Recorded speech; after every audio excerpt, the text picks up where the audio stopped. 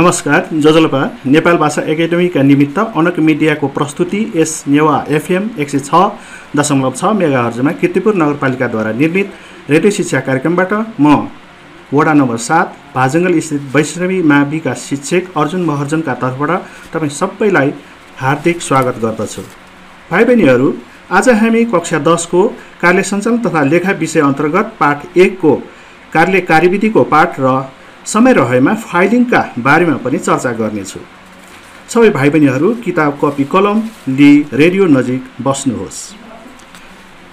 भाइ बहिनीहरू, आज हामी यस पाठमा हामीले कार्य कार्यविधिको अर्थ, कार्य कार्यविधिमा टिप्पणी, यसको अर्थ, उद्देश्य, ध्यान दिनुपर्ने कुराहरू, फाइदाहरू, प्रस्ताव, प्रस्तावको उद्देश्य, यसका प्रकारहरू, प्रतिवेदन, ध्यान दिनुपर्ने कुराहरू र यसका प्रकारका बारेमा हामी छलफल गर्नेछौँ। त भाइ बहिनीहरू, सबभन्दा पहिले कार्य कार्यविधि भनेको के हो थाहा पाऊँ। कार्यको अर्थका बारेमा कक्षा 9 मा नै बुझिसकेका छौँ। हामीलाई थाहा छ निश्चित उद्देश्य प्राप्त गर्न वा सर्वसाधारणको सेवा सुविधा दिने उद्देश्यले दैनिक वा आंशिक रूपमा काम गर्ने ठाउँ वा स्थानलाई नै कार्य भनिन्छ।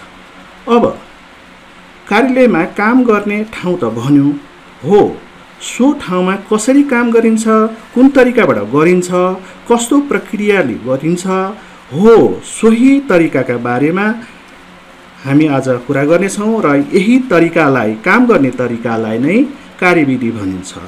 अर्को अर्थमा भन्दा कुनै पनि सङ्घ संस्थाको उद्देश्य अनुसारको कामहरू पुरा गर्न तयार गरिएको कार्यप्रणाली, कामको रूपरेखा, खाकालाई नै कार्य कार्यविधि वा अफिस प्रोसिड्युर भनिन्छ। यस्तो कार्यहरू लिखित, अलिखित, रीतिस्थिति, व्यवहार, प्रचलन आदिको आधारमा पनि गर्नुपर्दछ। हरेक कार्यमा दैनिक कामका सिलसिलामा विभिन्न बाधा, व्यवधान, समस्या, नीतिगत कठिनाई आइपर्न सक्छ। ती आइपरेका विविध समस्यालाई त्यसको प्रकृति हेरी क्रमिक रूपमा समाधान पनि गर्दै जानुपर्दछ। हो भाइ बहिनीहरू, यी समस्याहरू समाधानका लागि जुन विधि अपनाइन्छ त्यसलाई कार्य कार्यविधि भनिन्छ। यस्ता कार्यविधिहरू नेपाल सरकार, निजामती सेवाका कार्यालयहरू तथा व्यापारिक सङ्घ संस्थाहरूमा विभिन्न आवश्यकता अनुसार टिप्पणी, प्रस्ताव, प्रतिवेदन जस्ता कार्यहरू गर्ने विधि वा तरिका अपनाएर निर्णयमा पुगेर कार्य अघि बढाइने गर्दछ। अब सबभन्दा पहिले टिप्पणीको बारेमा चर्चा गरौँ। टिप्पणी भनेको के हो त भन्नाले कार्यालयमा विभिन्न कामहरू सम्पादनका सिलसिलामा प्रचलित कानुनका आधारमा आफ्नो राय सहित निर्णय गर्ने अधिकार प्राप्त व्यक्ति समक्ष पेश गर्नका लागि तलबाट माथिल्लो तहमा पेश गर्ने कागजात वा दस्तावेजलाई नै टिप्पणी भनिन्छ। अथवा टिप्पणीका बारेमा नेपाली शब्दकोशमा यसरी उल्लेख रहेको छ, कुनै निवेदनबारे सकारात्मक वा नकारात्मक प्रतिक्रिया लेख्ने आफ्नो ठहर सहित माथिल्लो तहमा स्वीकृतिका लागि पेश गरिने संक्षिप्त लेख नै टिप्पणी हो भनी उल्लेख गरेका छन्। त्यसैले यसमा कुनै महत्त्वपूर्ण कुरामा निर्णय वा नीति निर्धारण गर्नका लागि चाहिने आवश्यक सबै तथ्यहरू सङ्कलन गरी टिपोट गरेर अधिकार प्राप्त अधिकारीबाट निर्णय गराउनु नै टिप्पणी हो। त्यसैले यसमा हामीले बुझ्नुपर्ने कुरा, निर्णय वा नीति निर्धारण गर्नका लागि आवश्यक सबै तथ्यहरू सङ्कलन गरेर त्यसको टिपोट गरेर अधिकार प्राप्त व्यक्तिबाट निर्णय गराउने जुन प्रक्रिया छ त्यसैलाई नै टिप्पणी भन्दछ। अब यस्तो खालको टिप्पणी लेख्नको उद्देश्य के हो त? हामी यो उद्देश्यका बारेमा हामी छोटो चर्चा गरौँ। टिप्पणी लेख्नको मूल उद्देश्य यस प्रकार रहेको छ, म बुदागत रूपमा प्रस्तुत गर्नेछु। पहिलो छ तथ्यपरक ढङ्गले औचित्यपूर्ण निर्णय गर्नु। दोस्रो उचित निर्णय गरी समस्या समाधान गर्नु। तेस्रो, प्रचलित नीति नियममा हेरफेर गर्नु परेमा सहभागितामूलक तरिकाले निर्णय गराउनु। चौथो, समाधानका विभिन्न विकल्पहरूको खोजी गर्नु। पाँचौं, कानुनी मूल्य मान्यता अनुसार गलत निर्णय हुनबाट रोक्नु। छैठौं, यसको उद्देश्य रहेको छ विभिन्न किसिमका दुविधाहरू तथा अस्पष्टताहरू हटाउनु। सातौं, कागजपत्रहरूको संरक्षणमा सहयोग पुर्याउनु। र त्यसै गरेर यसको अर्को उद्देश्य भावी निर्णयकर्ताहरूका लागि मार्गदर्शकका रूपमा काम गराउनु। यस प्रकार टिप्पणी लेखनका उद्देश्यहरू रहेका छन्। यी उद्देश्यहरू पूरा गर्ने लक्ष्य राखेर टिप्पणी लेख्ने गरिन्छ। अब हामी चर्चा गरौँ यो टिप्पणी लेख्दा ध्यान दिनुपर्ने कुराहरूका बारेमा। हामी छोटो चर्चा गरौँ। टिप्पणी लेख्दाखेरि टिप्पणी लेख्ने व्यक्तिहरूले के कुरामा ध्यान दिनुपर्दछ भन्नाले सबभन्दा पहिलो कुरा समस्याको मूल विषय संक्षिप्तमा उल्लेख गर्नुपर्दछ। वास्तविक समस्याको कारण के हो र समाधान के हुन सक्छ सुझाव उल्लेख गर्नु जरुरी हुन्छ।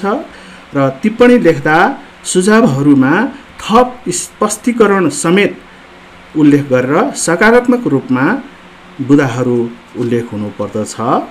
विभिन्न समाधानका विकल्पहरूमध्ये उपयुक्त सुझाव उल्लेख गर्नु राम्रो हुनेछ।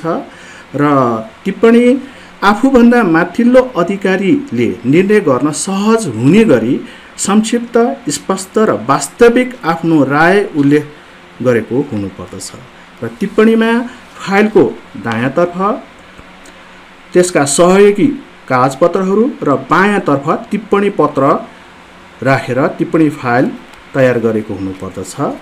यसरी टिप्पणी लेखिसकेपछि सबै कुराहरू रुजु गरेर आवश्यक सबै सहयोग कागजपत्रहरू भए नभएको जाँचबुझ गरेर टिप्पणी लेख्ने कर्मचारीले आफ्नो नाम, पद र दस्तखत गरी आफूभन्दा माथिल्लो निकायमा निर्णयका लागि पेश गर्नुपर्दछ। र यी सबै आधारबाट प्रचलित नीति नियम कानुनका आधारमा मूल्याङ्कन गरी निर्णय गर्ने अन्तिम अधिकारीले ठोस निर्णय गरी कार्य सम्पन्न गर्ने प्रक्रिया नै टिप्पणी हो। यस्ता टिप्पणी समस्याको प्रकृतिका आधारमा प्राय एउटै कार्यालय वा एक वा सोभन्दा माथिल्लो तहको कार्यालयसम्म पुगी अन्तिम निर्णय गरिन्छ। र त्यस्तै गरी कुनै टिप्पणीहरू मन्त्रालयसम्म पुगी मन्त्रीबाट अन्तिम निर्णय गरी टिप्पणी प्रक्रिया पूरा गर्ने गर्दछन्। अब यस्तो प्रकारको टिप्पणी प्रक्रिया छ। यसका फाइदाहरू रहेका छन्। कार्यालयहरूमा यी टिप्पणी कार्य गर्दाखेरि के फाइदा छ वा के महत्त्व रहेको छ भन्नाले यसको पहिलो महत्त्व भनेको कुनै पनि कुराको निर्णय गराउनको लागि यो सहभागितामूलक निर्णय हुने अथवा एकजना व्यक्तिले मात्रै निर्णय नगरिकन कुनै कुराको निर्णयका लागि एकभन्दा बढी व्यक्तिहरू संलग्न भएर निर्णय गर्ने भएको हुनाले यो बढी प्रमाणित र राम्रो हुन्छ। त्यस्तै गरेर यसको अर्को महत्त्व विभिन्न विकल्पहरूको खोजी गर्न सकिने। धेरै विकल्पहरू हुन सक्छन्, त्यसमध्ये उपयुक्त विकल्प खोजी गरेर निर्णय गर्न सकिने। यस्तै गरेर टिप्पणीको अर्को महत्त्व कानुनी व्यवस्थाको पालना हुने। यो कानुन बमोजिम यो कानुनमा जे कुरा उल्लेखित छन् त्यो कानुनलाई पालना गर्नको लागि टिप्पणीले मद्दत पुर्याउँदछ। त्यस्तै कागजातहरूको संरक्षणमा पनि सहयोग हुने र यस्ता टिप्पणी गरेर निर्णय गरेका कुराहरू भावी निर्णयकर्ताहरूको लागि एउटा मार्गदर्शकको रूपमा पनि काम गर्ने गर्दछन् र भविष्यमा कुनै निर्णय गर्नु परेमा यसलाई आधार लिएर काम गर्न पनि यसले मद्दत पुर्याउँदछ। यस्तै यसको अर्को महत्त्व भनेको कानुनी व्यवस्था नभएको विषयमा सुधारको क्षेत्र पहिचान गर्न पनि यसले मद्दत पुर्याउँदछ। तपाईं बहिनीहरू टिप्पणीका बारेमा थप स्पष्ट हुनका लागि टिप्पणी कसरी लेखिन्छ भन्ने बारेमा थाहा पाउन हाम्रो पाठ्यपुस्तकको पेज नम्बर 3, 4, 5 र 6 मा रहेको टिप्पणीको नमुना अध्ययन गर्नुहोस् र अन्य थप कुरा बुझ्न विद्यालयका शिक्षकसँग सम्पर्क गर्नुहोस् है त। अब हामी कार्यमा अपनाइने दोस्रो कार्यविधि प्रस्तावका बारेमा छोटो चर्चा गरौँ। प्रस्ताव जुन सामान्य भाषामा भन्दाखेरि कुनै पनि छलफल गर्नका लागि समूहमा राखिने विषयलाई नै प्रस्ताव भनिन्छ, अथवा सभा, बैठक, गोष्ठीहरूमा छलफलका लागि राखिने विषयलाई नै प्रस्ताव भनिन्छ। कार्यालयमा काम गर्ने क्रममा त्यहाँ आइपरेका समस्याहरू समाधान गर्नका लागि ती समस्याहरू कसरी समाधान गर्न सकिन्छ भनी अधिकारीहरू समक्ष प्रस्तावको रूपमा पेश गरी त्यसमाथि विस्तृत छलफल गरेर नीति नियम कानुनमा आधार निर्णय गरी समाधान गरिन्छ। सामान्यतया यो प्रक्रिया अरू विधिहरूभन्दा छिटो समाधान गर्ने तरिका हो। यो प्रक्रियामा सम्बन्धित अधिकारी प्रत्यक्ष भेटघाट गरी तर्क वितर्क वा आधारमा छलफल बैठक बसी बहुमत वा नीतिगत तर्कका आधारमा निर्णयमा पुग्ने गर्दछन्। त्यसैले यो प्रक्रिया छोटो र राम्रो प्रक्रियाको रूपमा पनि बढी प्रचलनमा रहेको छ। प्रस्तावको प्रयोग गर्नका उद्देश्यहरू पनि टिप्पणीको उद्देश्यसँग नै मेल खान्छ। अब यस्ता प्रस्तावहरूका प्रकारहरूका बारेमा छोटो चर्चा गरौँ। सामान्यतया प्रस्ताव 2 प्रकारका रहेका छन्। एउटा साधारण प्रस्ताव र अर्को विशेष प्रस्ताव। साधारण प्रस्ताव भन्नाले नीति नियममा उल्लेख भए तापनि कार्यविधिको प्रक्रिया पूरा गर्नका लागि कुनै विषयवस्तुको निर्णय गर्न राखिने प्रस्तावलाई साधारण प्रस्ताव भनिन्छ, अथवा यस्तो प्रस्तावलाई सामान्य वा अनिवार्य प्रस्तावको रूपमा पनि बुझ्न सकिन्छ।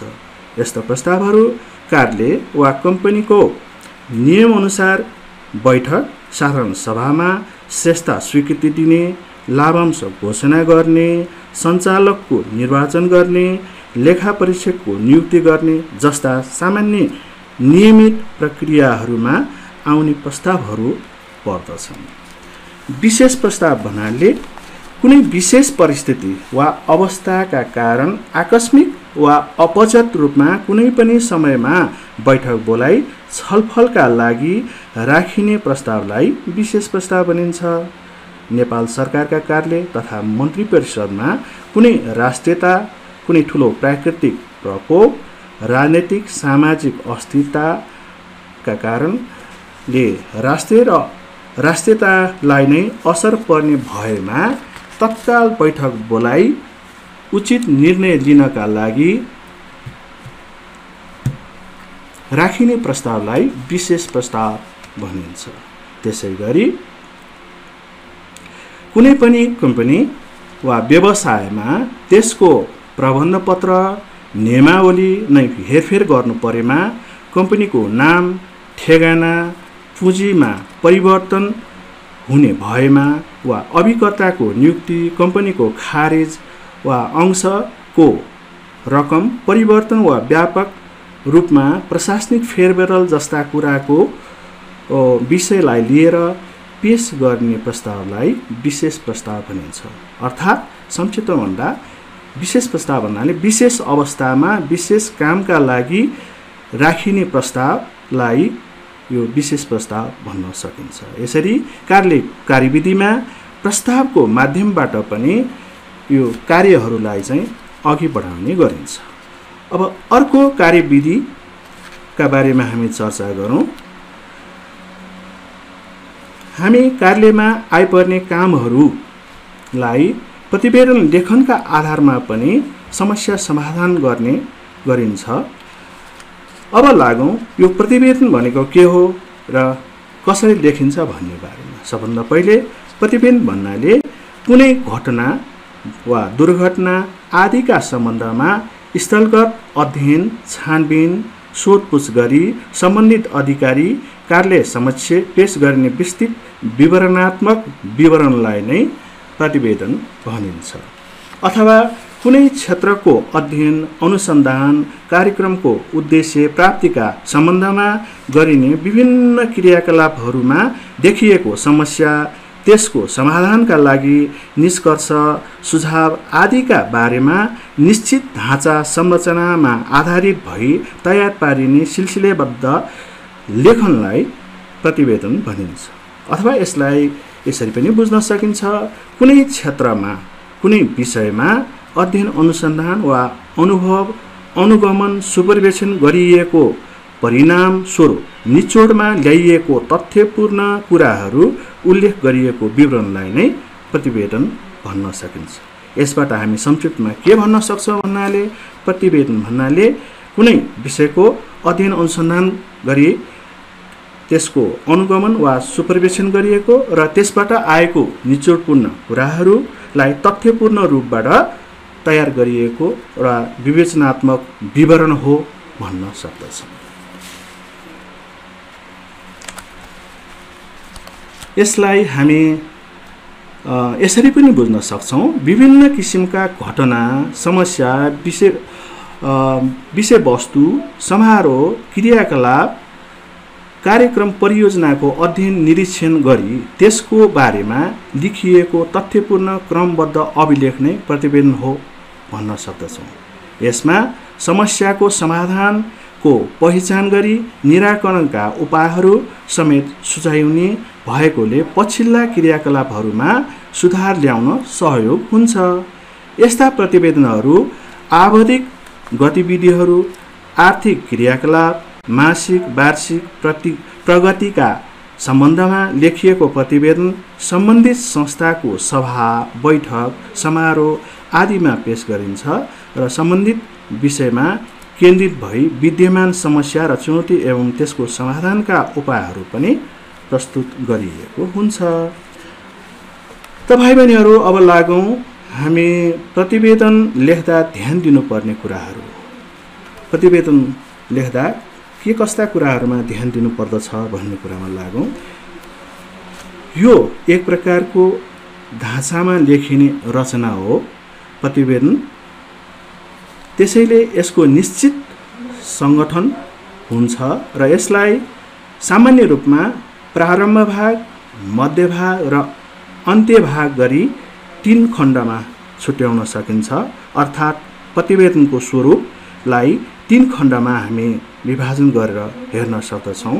पहिलो प्रारम्भ भाग अथवा प्रारम्भिक खण्ड, जसमा प्रतिवेदन लेख्ने कुराहरूको भूमिका, विषयवस्तु उठान गर्दै प्रतिवेदन लेख्ने का लागि चाहिँ सिफारिस गर्दै त्यसको कारण उल्लेख गरिएको हुन्छ। मध्य भाग महत्त्वपूर्ण भाग हुन्छ। यो मध्य भागमा प्रतिवेदन लेख्नको मूल कारण र प्रतिवेदनको विश्लेषण, यो घटनाको व्याख्या, अवस्थाका बारेमा वर्णन र त्यस सम्बन्धी तर्कपूर्ण सामग्रीहरू क्रमबद्ध रूपमा प्रस्तुत गरिएको हुन्छ। र यो मध्य भागमा स्थलगत अध्ययन भ्रमणबाट आएका तथ्याङ्कहरू, सङ्कलन गरिएका जुन सामग्रीहरू त्यसमा समाविष्ट गरिएको हुन्छ र कुनै विषयको विश्लेषण गरिएको जुन मुख्य भाग नै यो जुन प्रतिवेदनको मध्य भागमा हुन्छ। त्यसैले यो मध्य भागलाई यो प्रतिवेदनको मुटुको रूपमा पनि लिने गरिन्छ र यसको अन्त्यमा प्रतिवेदनको मध्य भागमा उठाइएका कुराहरूको सार र यसका जुन मूल खाका र यसमा रहेका विभिन्न आवश्यक कुराहरू र विभिन्न अनुच्छेद र कुराहरू यसमा उल्लेख हुन्छ। यसरी प्रतिवेदनमा आवश्यकता अनुसार विभिन्न स्वरूपमा पनि हुन सक्दछन्, तर मूल रूपमा प्रतिवेदनको स्वरूप अघि मैले प्रस्तुत गरे जस्तै हुने गर्दछन्। यस्तो स्वरूपको बारेमा जानकारी प्राप्त नभई लेखन कार्य गर्न नसक्ने भएको हुनाले प्रतिवेदन लेख्ने व्यक्तिले यो जुन प्रतिवेदन लेख्दाखेरि मूल कुराका बारेमा ठोस जानकारी प्राप्त गर्नु जरुरी हुन्छ। अब यो लेख्दाखेरि अर्थात् प्रतिवेदन लेख्दाखेरि ध्यान दिनुपर्ने कुराहरूलाई म बुदागत रूपमा प्रस्तुत गर्दैछु। पहिलो छ शीर्षक विषयवस्तु निश्चित ढाँचा वा संरचनाको हुनुपर्दछ। अर्थात् प्रतिवेदन लेख्दाखेरि प्रतिवेदनको शीर्षक कुन विषयवस्तुमा लेखिएको हो त्यसको ढाँचा एउटा निश्चित खालको हुनुपर्दछ र त्यसको संरचना मैले भर्खरै भने जस्तै 3वटा जुन स्वरूप छन् त्यो स्वरूपमा ढालिएको हुनुपर्दछ। यस्तै प्रतिवेदनको यो जुन स्वरूप साधारण किसिमको हुनुपर्दछ। अर्थात् जोसुकैले पनि प्रतिवेदन हेर्दाखेरि सहज रूपमा बुझ्ने खालको हुनुपर्दछ। प्रतिवेदन छोटो तथा पूर्ण हुनुपर्दछ। यसका उद्देश्यहरू चाहिँ उद्देश्यमूलक सूचनामूलक हुनुपर्दछ र प्रतिवेदनमा आवश्यक कुराहरू समावेश हुनुपर्दछ। यसमा अनावश्यक कुराहरू वा तर्क नभएका तथ्यगत नभएका कुराहरूलाई चाहिँ लामो रूपमा लेख्नु आवश्यक हुँदैन र प्रतिवेदन दोहोरोपन हुनु हुँदैन। प्रतिवेदनमा एउटै कुरा दोहोरिने खालको हुनु आवश्यक हुँदैन। प्रतिवेदनमा आवश्यक तथ्याङ्कहरू तथा चार्टहरू समावेश गरिएको हुनुपर्दछ। यस्तै स्तरीय मानक तर सरल भाषामा वस्तुनिष्ठ तार्किक तथ्य हुनु जरुरी छ। प्रतिवेदन स्पष्ट सफा र आकर्षक हुनुपर्दछ। यसमा कुनै नबुझिने साङ्केतिक शब्द वा भाषाको प्रयोग गरेको हुनु हुँदैन। प्रतिवेदनको निश्चित अवधि विवरणमा खुलाएको हुनुपर्दछ। प्रतिवेदन कति अवधिमा तयार गरेको भन्ने कुरा पनि खुलाउनु राम्रो हुनेछ। त्यस्तै गरेर प्रतिवेदन लेख्दा पाठकलाई समेत सम्बोधन हुने भाषा प्रयोग हुनु पर्दछ र प्रतिवेदन लेखिसकेपछि त्यसको अन्त्यमा तयार गर्ने व्यक्ति वा समूह सम्बन्धित अधिकृतको नाम, पद र दस्तखत हुनु अनिवार्य छ। यस प्रकार हामी प्रतिवेदन लेख्दा यी उपयुक्त कुराहरूमा ध्यान दिनु जरुरी छ भने हामी अब लागौँ प्रतिवेदन कति प्रकारको हुन्छ त, कति प्रकारबाट प्रतिवेदनको प्रयोग हुन्छ भन्ने बारेमा हामी लागौँ। सामान्यतया प्रतिवेदन उद्देश्य र आवश्यकता अनुसार धेरै प्रकारको हुन्छन्। ती मध्ये विभिन्न सरकारी तथा उद्योग कल कारखानाहरूले प्रस्तुत गर्ने आधारमा हेर्ने हो भने हामी मूल रूपमा निम्न 5 प्रकारका प्रतिवेदनका बारेमा हामी छोटो चर्चा गर्न लागेका छौँ।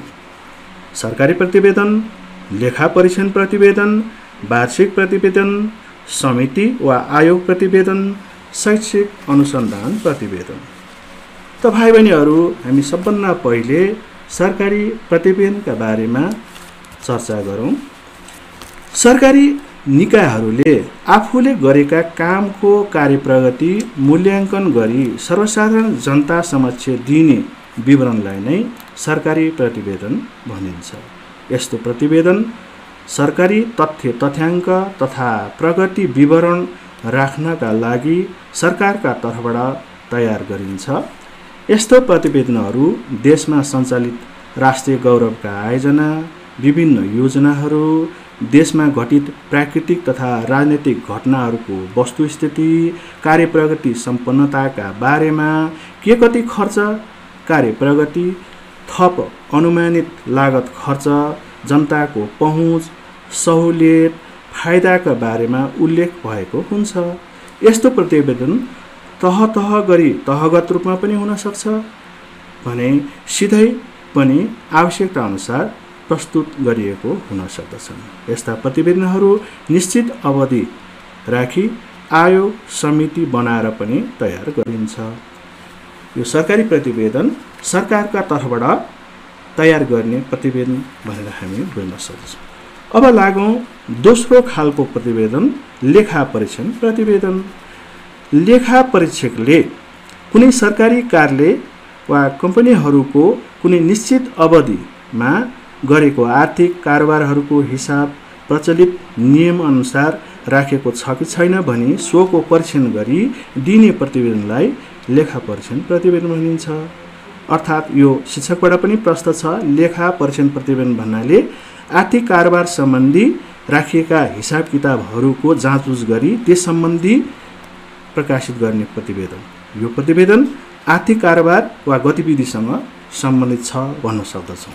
यसमा लेखा परीक्षकले आर्थिक हिसाब किताबहरूको जाँच अध्ययन गरी त्यसको नतिजा, श्रेष्ठताहरू नियमसङ्गत भए नभएको, आय व्यय, बचत, आम्दानी खर्च, नाफा नोक्सान, सम्पत्ति दायित्व आदिको यथास्थिति पत्ता लगाई प्रतिवेदन प्रकाशित गरिन्छ। यस्तो प्रतिवेदन आवश्यकता अनुसार साप्ताहिक, पाक्षिक, मासिक, त्रैमासिक, अर्धवार्षिक वा वार्षिक कुनै पनि अवधिमा तयार गरिन्छ। प्रतिवेदन विशेषतः आन्तरिक लेखा परीक्षण प्रतिवेदन वा अन्तिम लेखा परीक्षण प्रतिवेदनको रूपमा पनि प्रयोग गरिन्छ। आन्तरिक लेखा परीक्षण प्रतिवेदन भन्नाले एउटै कार्यालयभित्र कार्यालयको विभिन्न शाखाहरूमा भएका आर्थिक गतिविधिहरूको परीक्षण गरी कार्यालयको प्रमुखलाई बुझाइने एउटा निश्चित अवधिको कारोबारका बारेमा प्रमुखलाई बुझाइने प्रतिवेदनको रूपमा बुझिन्छ भने अन्तिम लेखा परीक्षण भन्नाले लेखा परीक्षकले एक निश्चित अवधिभरि, विशेषतः एक आर्थिक अवधिभरिमा भएका आर्थिक कारोबारहरूको सबै जाँचबुझ गरेर परीक्षण गरेर त्यसको अन्तिम जुन प्रतिवेदन तयारी गरिन्छ यसलाई अन्तिम लेखा परीक्षण पनि भनिन्छ। त भाइ बहिनीहरू, अब अर्को प्रतिवेदनतर्फ लागौँ। अर्को रहेको छ समिति वा आयोग प्रतिवेदन। यो कस्तो खालको प्रतिवेदन हो त भन्नाले कुनै विशेष काम वा जिम्मेवारी पूरा गर्न गठन गरिएको समितिले सो कार्य सम्बन्धी जाँचबुझ, अध्ययन, अनुसन्धान, घटनाका बारेमा स्थलगत भ्रमण गरी प्राप्त सत्य तथ्य आधारमा पत्ता लगाई लागेको विवरणहरू उल्लेख गरी सम्बन्धित अधिकारी वा निकायमा प्रतिवेदन प्रस्तुत गरिन्छ। यसलाई समस्या समाधान गर्न ठोस आधार प्राप्त भई कार्यविधि अगाडि लाग्न मद्दत गर्दछ र कुनै पनि यस्ता समस्या आइपरेमा समिति वा आयोगहरू गठन गरेर प्रतिवेदनहरू लिने गर्दछन्। अर्को प्रतिवेदन रहेको छ वार्षिक प्रतिवेदन। वार्षिक प्रतिवेदन भन्नाले हामी सामान्य अर्थमा बुझ्दा वर्षभरिको सम्पूर्ण गतिविधिको संक्षिप्त प्रतिवेदन भन्ने बुझ्दछौँ। अथवा कुनै पनि निकायले एक वर्षभरि गरेका सम्पूर्ण क्रियाकलापहरूको बारेमा उल्लेख गरी तयार गरेको प्रतिवेदनलाई नै वार्षिक प्रतिवेदन भन्न सक्छौँ। यस्ता प्रतिवेदन देशको संवैधानिक निकाय, मन्त्रालय, विभाग, कार्यालय लगायत देशका सबै निकायहरूले साथै कम्पनी, व्यवसाय, सामाजिक सङ्घ संस्थाहरूले पनि विभिन्न तरिकाले आफूभन्दा माथिल्लो निकायमा अभिलेखका लागि राख्न वा सम्बन्धित सरोकारहरूलाई जानकारी दिन सरोकार व्यक्तिहरूलाई भेला गरी विभिन्न माध्यमबाट सार्वजनिक गरिन्छ, जसमा संस्थाको स्थिति अवस्था का बारेमा अवगत हुनुका साथै कार्य प्रगति अवस्थाका बारेमा जानकारी प्राप्त भई जनविश्वास बढ्दछन्। विद्यालय, सामाजिक सङ्घ संस्थाहरू, क्लब, सहकारी सङ्घ संस्थाहरूले आफ्नो सरोकार पक्षहरू, अभिभावक, विद्यार्थी, सदस्य, शेयर होल्डरहरूलाई भेला गरी वार्षिक प्रगति प्रतिवेदन, विभिन्न गतिविधिका साथै आगामी वर्षको योजना तथा आर्थिक अवस्थाका बारेमा सार्ने गरेको हामी देख्ने गर्दछौँ, जसलाई हामी वार्षिक प्रतिवेदन भन्ने गर्दछौँ। विद्यालयमा वार्षिक उत्सवको बेलामा विद्यालयका प्रधान अध्यापकले वार्षिक प्रतिवेदन अभिभावकहरू र विद्यार्थीका सामु वार्षिक प्रतिवेदन पेश गर्ने गर्दछन्।